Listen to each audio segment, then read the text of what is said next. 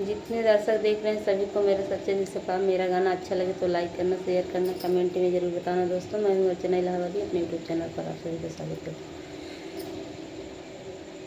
हमका छोड़ विदेशवा गईला जब कमाई ये सैया, कमाई ये सैया, हमका कैले बस सतिया तो हर माई ये सैया, घरवा कैले बस सतिया तो हर माई ये सैया, घरवा छोड़ विदेशवा गईला जब कमाई ये सैया, कमाई ये सैया, घरवा कैले बस सतिया तो हर माई ये सैया,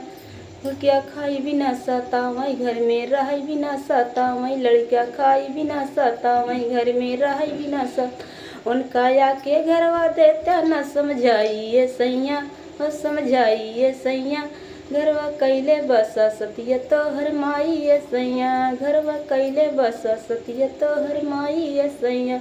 घरवा छोड़ विदेशवा गईला जब कमाई ये सैया, हो कमाई ये सैया, घरवा कैले बस सतिया तो हर माई ये सैया, घरवा कैले बस सतिया तो हर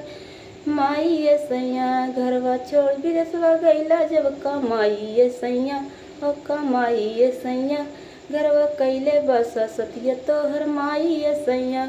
ताना मारे मारे गरिया वहीं बोली बोल बोल साता वहीं, ताना मारे मारे गरिया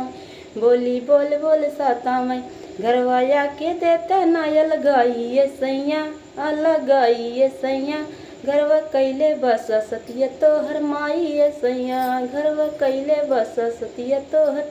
माई ये सैया, घरवा छोड़ विदेशवा गईला जब कमाई ये सैया, हो कमाई ये सैया, घरवा कैले बस सतिया तो हर माई ये सैया, घरवा कैले बस सतिया तो हर माई ये सैया।